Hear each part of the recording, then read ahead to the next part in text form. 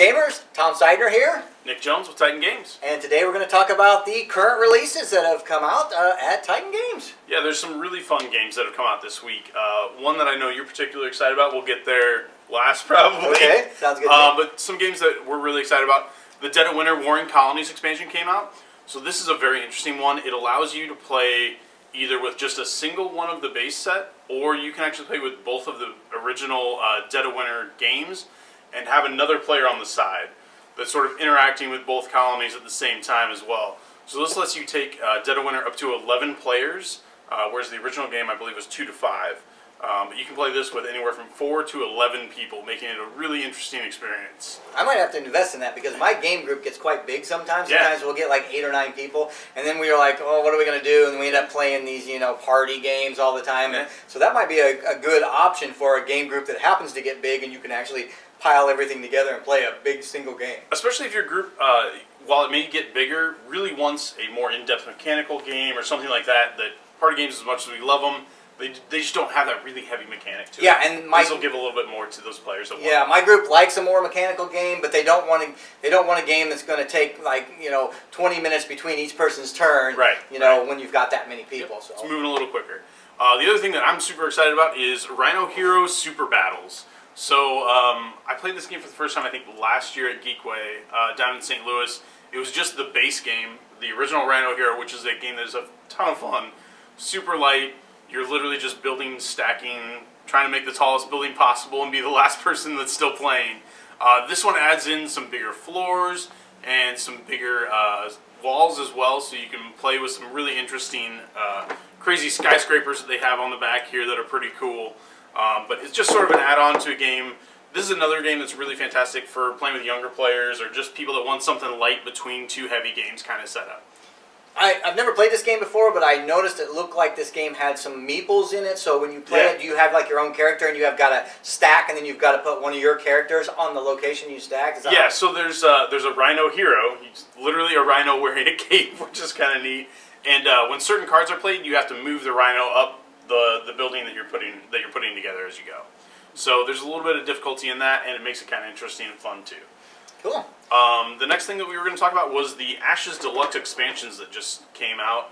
I'll let you talk about these because you probably know a little more than I do on these particular ones. I'm a huge fan of Ashes. It's one of my favorite card games. I play this a lot with my son. I was very excited about these expansions that were coming out. I actually got a copy of each one of these at Gen Con, and I've actually done a video. Nick's going to put a link to my videos in there, so my video will show you every card that comes in here, so if you want to see all the cards that come in here, but these things are absolutely amazing. They are a deluxe expansion. They are a little more expensive than the original expansions. I think they're about $5 more respectively, but they do come with dice, and the original expansions did not come with dice. Right. And they come with 10 dice, where Plaid Hat sells 5 dice for $5, right? So you're getting a pretty good deal with this. You're getting a deck and you're getting 10 dice.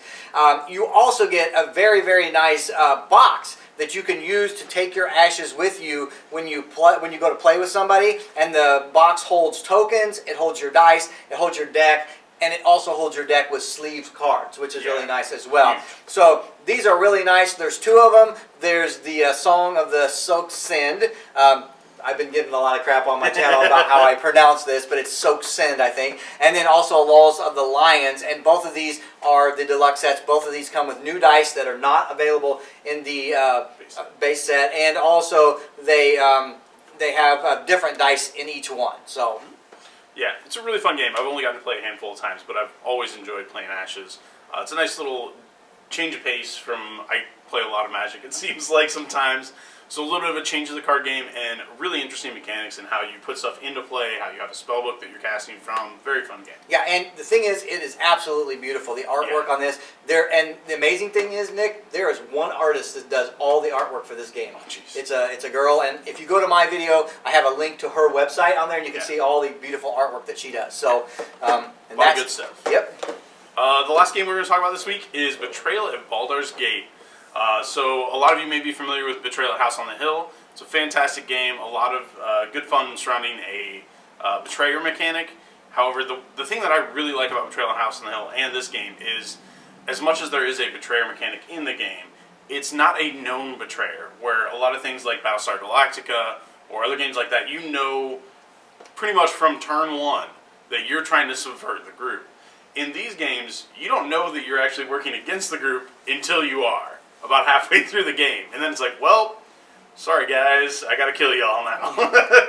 Yeah, Betrayal at House on the Hill has been out for a long time. I think Yeah. Avalon Hill brought that out years and years ago. Yep. Then they brought out a reprinted version of it, an updated version. And I've always been intrigued by the game, but I've never purchased the game. My nieces, they're both freshmen in high school, and they love Betrayal at House on the Hill. I think the theme for me was just something that I wasn't all that interested in, so I never really got into it. But when I found out that they were reprinting it in Baldur's Gate, which Baldur's Gate is one of my favorite, locations. I've played the Baldur's Gate game when I was in high school. I read all the Baldur's Gate books, and I just was drawn into that IP. When I found out they were doing it in Baldur's Gate, I just had to have a copy of it, and I'm very excited about playing it. I do know from some of the stuff I read that there's not always a betrayer in the game.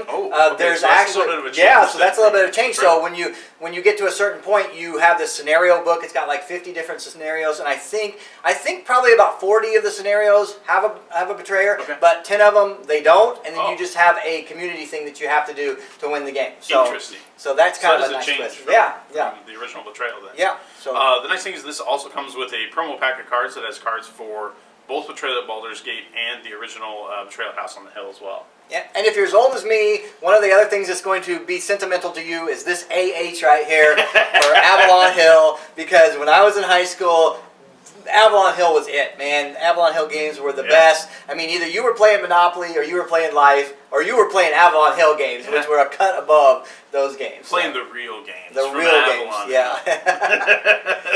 All yeah. right. That's it. Those are our featured games for this week. We hope you swing by and check them out. And if you have any questions, feel free to comment or let us know. Yep, and until we see you guys again, happy gaming. Thanks. This video was provided by The Lonely Gamer. To see more of our news, reviews, and videos, please visit us at lonelytabletopgamer.com.